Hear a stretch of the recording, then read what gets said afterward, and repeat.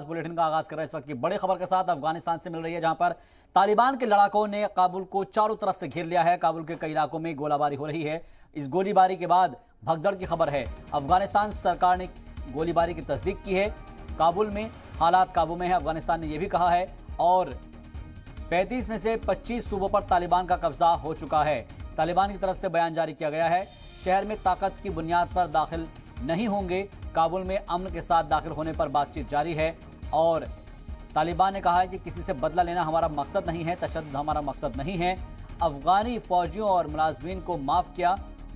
काबुल के लोग अमन के साथ घरों में रहे, अफगानिस्तान छोड़ने की कोशिश ना हो। तालिबान ने ये तमाम बातें कही है अपने इस बयान में।